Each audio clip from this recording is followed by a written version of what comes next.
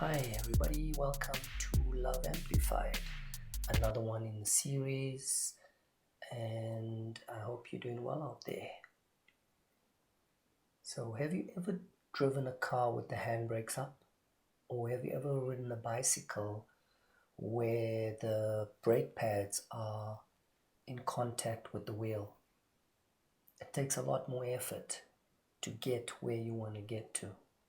And it occurred to me that a lot of us live our lives that way, where we try to get to a particular destination, but there's this resistance. There is something that is holding us back. There is this internal brake that is on, and most of the time we're not aware of it. And a lot of people ultimately do reach their destinations through sheer bloody mindedness, through a massive act of will.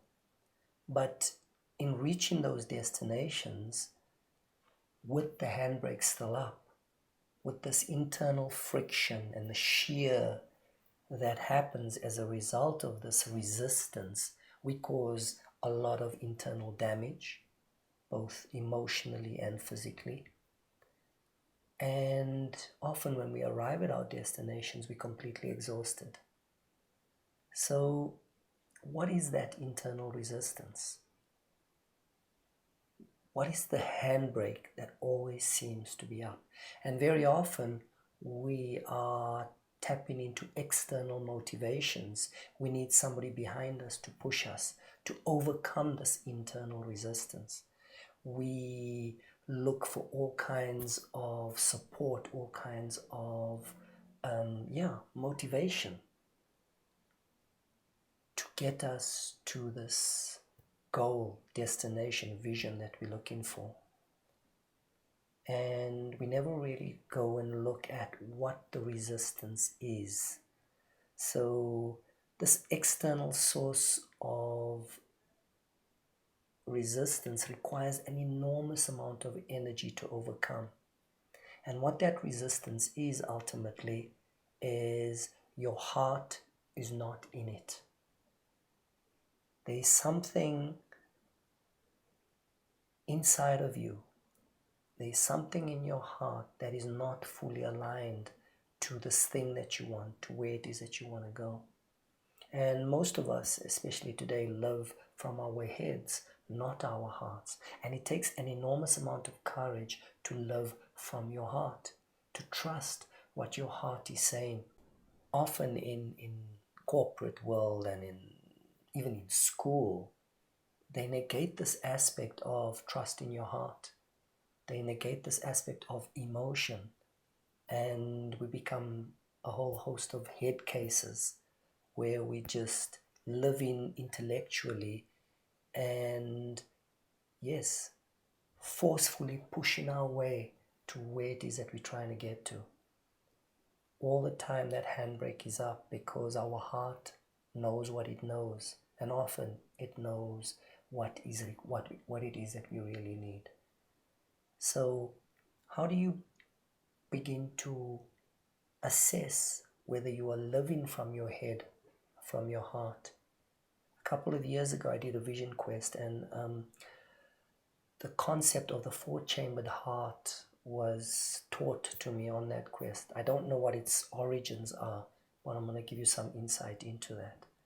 So there are four chambers to the heart, and if you are living fully from those chambers, okay, and there's lack of resistance there, then you are in flow with, you are in harmony with what it is that you're trying to achieve. So when you are endeavoring to get somewhere, do you live with an open heart versus a closed heart? That is the one chamber. Do you have a strong heart or a weak heart? Are you strong-hearted in what it is that you're wanting to do? Do you have a clear heart versus a doubting heart? These are all terms we use. Oh, he's a doubting Thomas. He has a doubting heart. So when you endeavor to pursue something, Is your heart open versus closed, strong versus weak, clear versus doubting? And is your heart full versus half-hearted or empty-hearted? And when you are loving from an open, strong, full, and clear heart, you are fully in alignment with that, and there is no resistance within you. I've often felt in my life where I felt I had to do something, and it wasn't really what I wanted to do, but I had to do it because of some voice in my head, not from my heart. And that's when I could feel the resistance. That's when I would procrastinate. That's when I would self-sabotage. Have you ever noticed that when you want to do something and you really want to do it, you'll do it? No procrastination, no sabotage. You just get on with the job and you do it. That's because your heart is in it. So do you have the courage to live your life from your heart, to listen to your heart?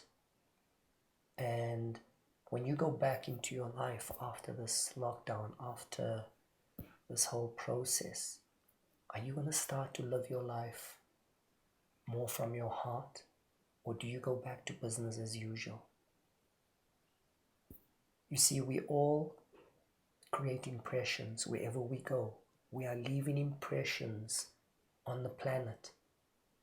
And the kind of impression you leave with people that you come into contact with, spaces, environments, if that impression has no heart in it,